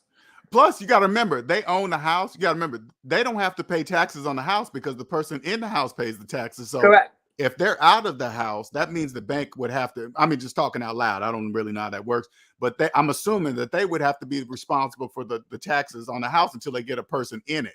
Correct. So they don't want this house. So me being the loan holder, the person paying them every month, they want to make sure the taxes and insurance are paid because they don't want this. And they happily do it for you. And they happily do it for you. Correct. At some kind of cost, at some kind of underlying cost. So with all that said, I know I had mentioned at one point that my plan, because I do biweekly, I pay biweekly every 2 weeks. Oh, okay. My mortgage, I pay half and half, and I was giving extra to the principal. And again, that was a part of the breakdown to see how much am I really paying this mortgage down. So my plan coming into the new year is my only debt, this mortgage. So the goal was basically to double each payment. Gotcha. So they pretty much knew that what they did was just went to go look at your account. And I promise you, the bank understands that there's a psychological piece. So once they saw what you were doing, they knew they know what you're doing. They know what you're in the process of doing. 100%. Because with that said, so now with the escrow coming out, it changes. It doesn't change the payment. It does.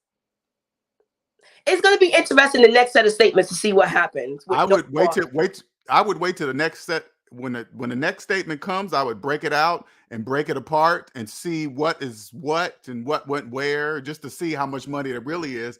And then you could pretty much go back through all your previous, if you dare want to see that number, go back to all your previously month payments and see how much they were getting for simply doing your escrow for you. Correct. Wow. So what's happening is I have money coming back to me from the bank. I should get it sometime soon.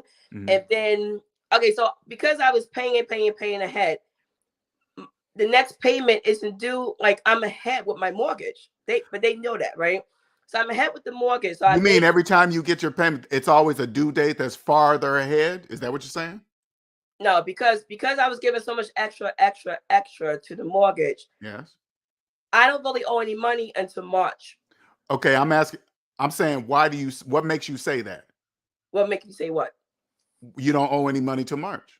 Because I'm ahead with my payments. The way it's scheduled, the way the mortgage is scheduled, I'm ahead with my payments. So they have to they have to adjust a few things because I got rid of the escrow. Gotcha. Oh, I see what you're saying now. Okay. Because of the escrow. Because of the escrow. So gotcha. they have to. Oh, they haven't changed it yet. Okay. I see. They have to make some adjustments on their end.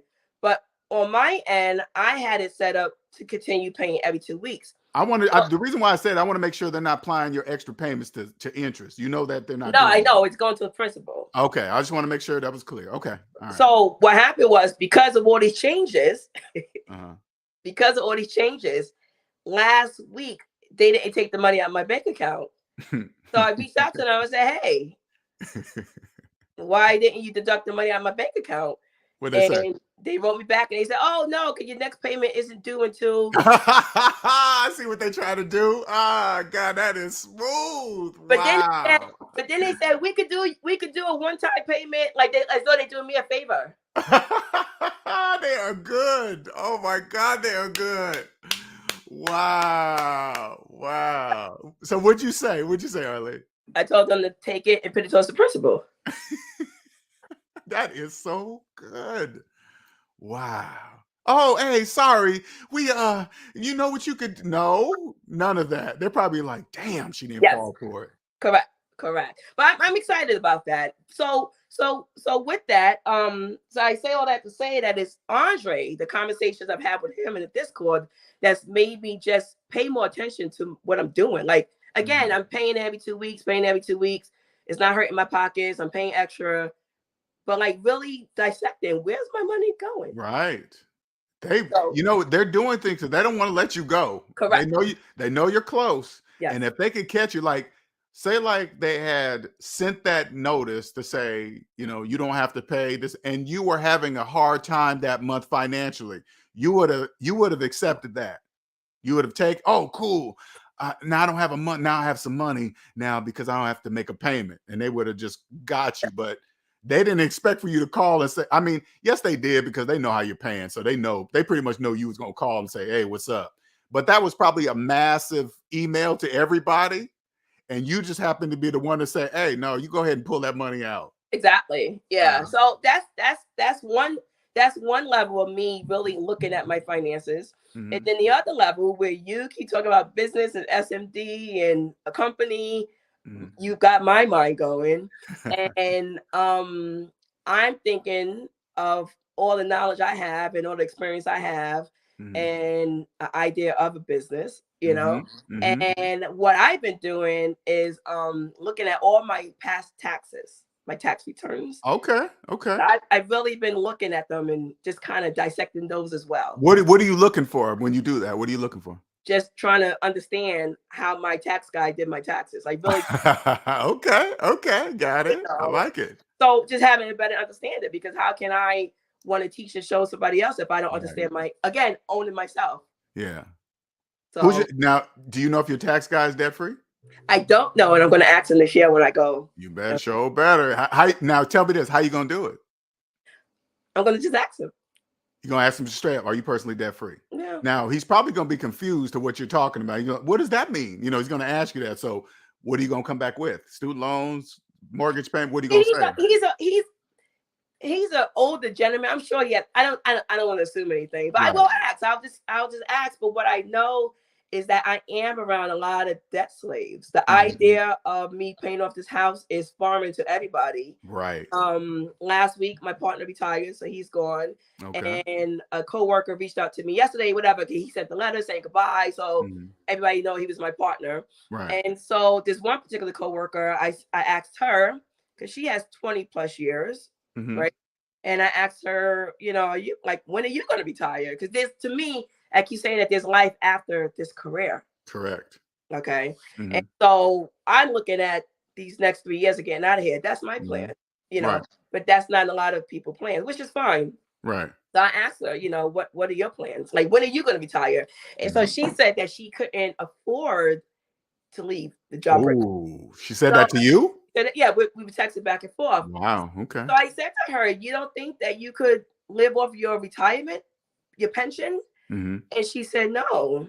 So my question to her then was, well, you got to leave at some point, or do you plan to work forever? Now, are you fishing, or are you pulling down your mask at this point? I'm doing both. Both. Okay. So you got your mask peeking down over your eyes. Okay, go ahead. Then I turned it around back on me, and I said, well, this career has allowed me to pay off $93,000 of my student loans. I'm almost done with my house, and I want to do something else. Like I'm taking it back on me. Like I don't want to do this career anymore. Right. So I want to go. So rather than focus on her, but my whole point to her right. was, I see what you're saying. Okay, use yourself. Okay. Yeah. So my whole point to her was, debt keeps us in bondage. I said that to her. Okay.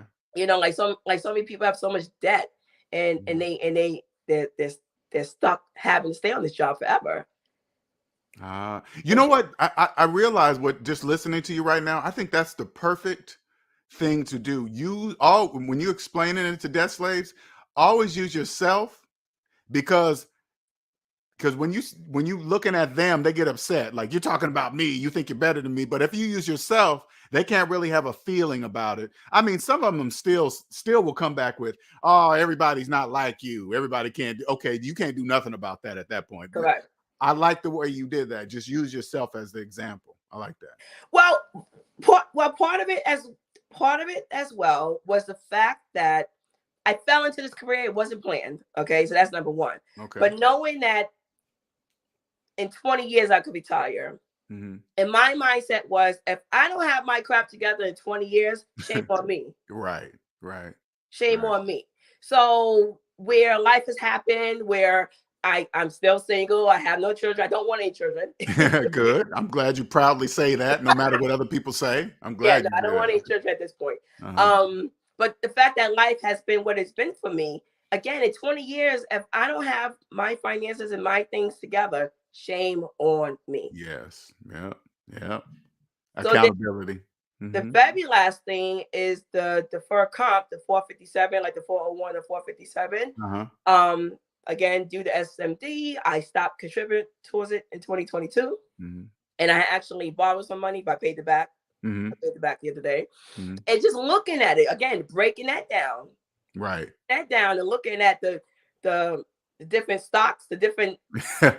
Oh, wow. You're getting all into it. Okay. Yeah. I see you. Yeah. All right. So it's just been, but again, I mean, Andre and I kind of chatted a little bit about it, but that money, I have to see. I can't really predict until I leave, but. No, just keep doing what you're doing, getting bits and pieces. And I promise you, it'll all come together one day. Yeah. And then you'll see the whole thing, right? You'll see, it'll just click to you like that. But so what you're doing right now, you probably don't even know why you want, you know what? I really want to know why they did that. And then next thing you know, it'll click together and then it might turn into something. Okay. So that's how it came for me with SMD. I was just doing a little, trying this and that. And then next thing you know, the psychological piece in capitalism. Yeah. But what's so crazy is looking at it is all in the red. Yeah. Red. Yes. The negative side. The negative side. All of it. All of it. But even like this year performance, like all the stocks are down. Everything's down. Yeah. Like if I really was like focused, like, oh, that's my money, it's gone. It's not there. They don't even know. Really, the money in the stock market is really the bank's money, right?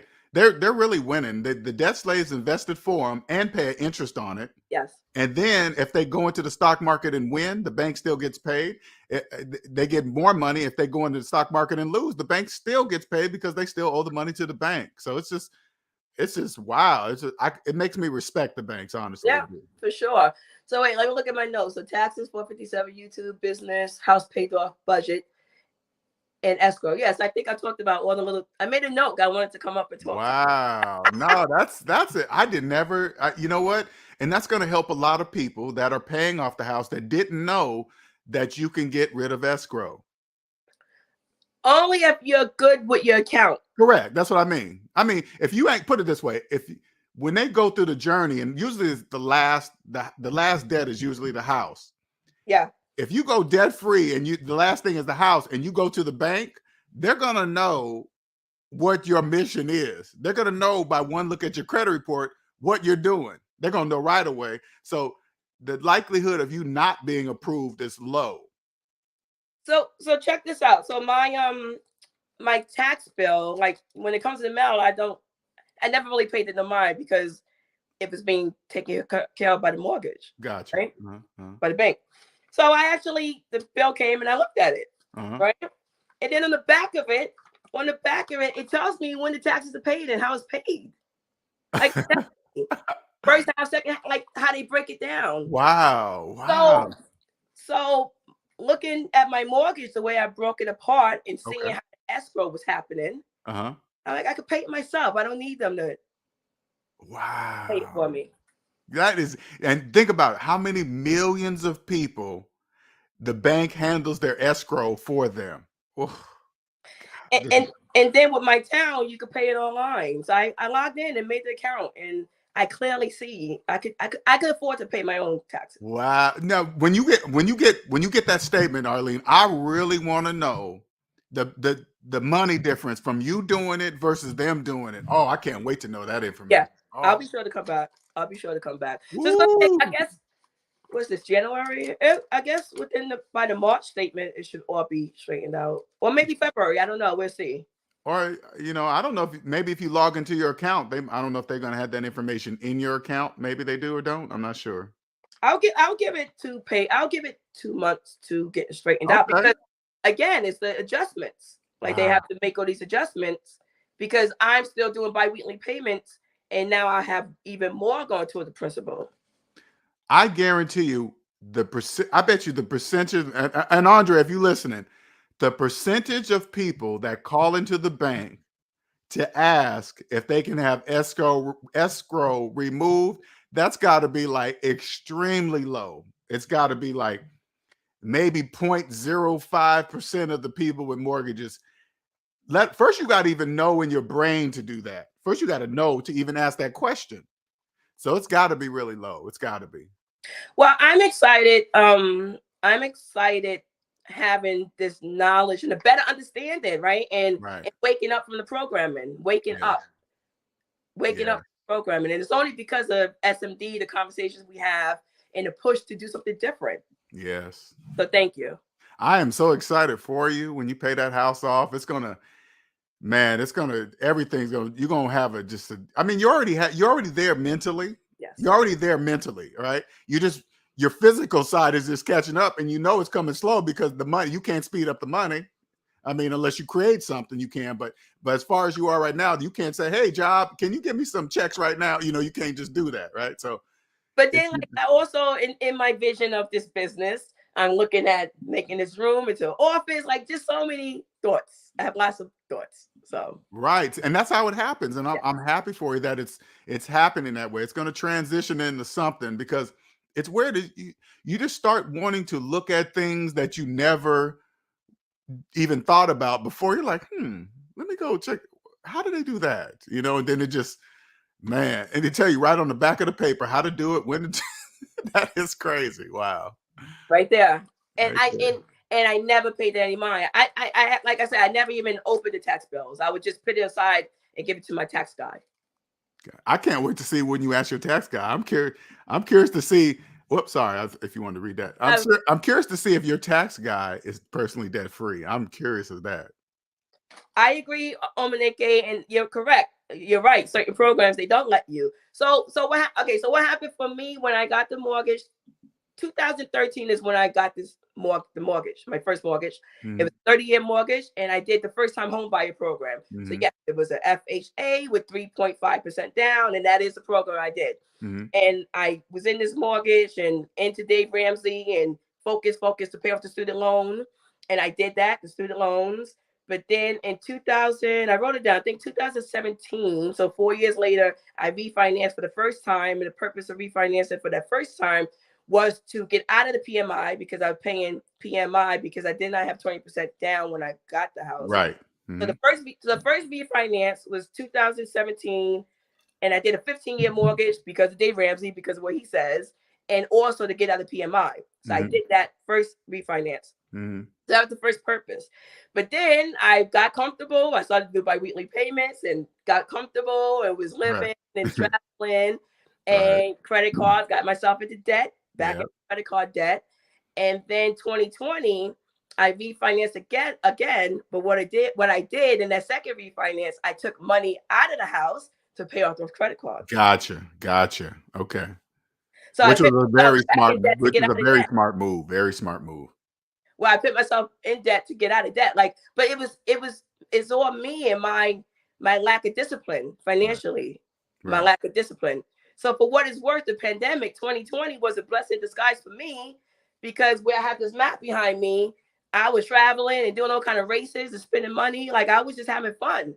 And I wasn't saving, right? Because I wasn't struggling, because I had the credit cards, right? And I was all about living my life, but yet I wasn't being disciplined with my money. Correct.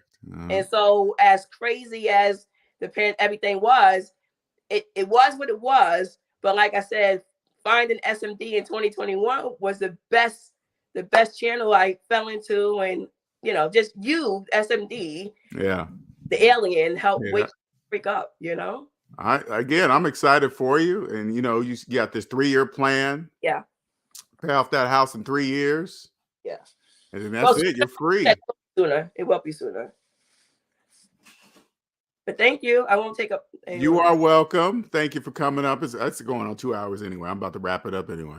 But listen, when you first started, you was rapping, LJ, in the beginning. Excuse me.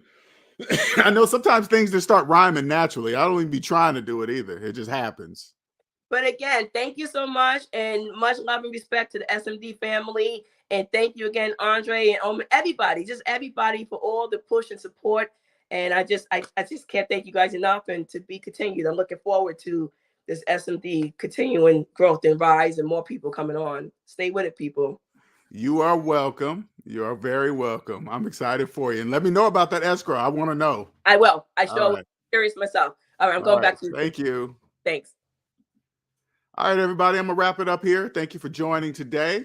And if you're new to the channel, you can reach me at SavingsMinusDebt.com, or you can email me, SavingsMinusDebt@gmail.com. Okay. And my Cash App is SavingsMinusDebt, for those of you that watch my videos and get a lot of value from them and necessarily don't want to come on lives or, you know, just do anything. Just, you know, show your appreciation. Much appreciated. And don't forget to subscribe and like the video on your way out. Much appreciated. Let me see here. Whoop. Go back. Okay. Oh, wow. Okay, cool.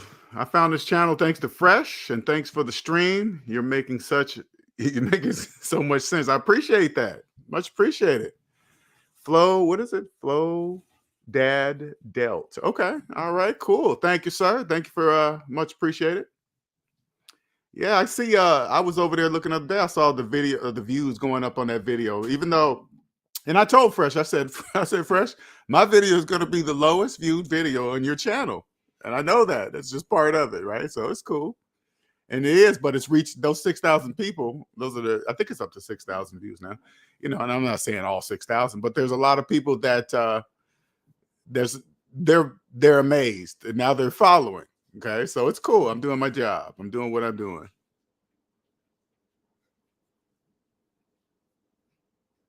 He said, oh, okay, it's German slang. Okay, so I said it all the way wrong. Okay, happy New Year. Okay, trying to read it like English, and it's a German slang word. Appreciate it, sir. Thank you, thank you. Yes, exactly. Shout out to Fresh, doing good things. Love it. Happy for him, doing his thing. He's adapted well, so I'm proud of him. All right. Haven't seen the video, but he mentioned you once, and I looked you up after. Cool. Yeah, he's mentioned he has mentioned me a couple times on the Fresh and Fritz show itself, but it's real quick. It's not really like, hey, shout out to, you know, he'll just mention every now and then and move on, because I understand the content that they create is not really matches the content I create, but I do know there are people that I can reach on their platforms, which is cool. So I appreciate him. He's part of, a lot of people don't know that Fresh is part of the SMD family. They just don't know that, you know, so appreciate it. All right, you guys, I'm going to wrap this up. Thank you, everybody, and have a happy New Year. Happy New Year. Yes, that's true. That's true. I did help him. Yep, he came to me. It's been quite a few years now. This is well before Fresh and Fit and all that other stuff. You know, that was really, you know, he already had his own channel up at that time when I first met Fresh. He had his own channel up, not on YouTube, but on Instagram. I believe it was Instagram or something like that. And so he's done everything great now. So I'm proud of him. All right, everybody, I'm out of here. Have a happy New Year. See ya.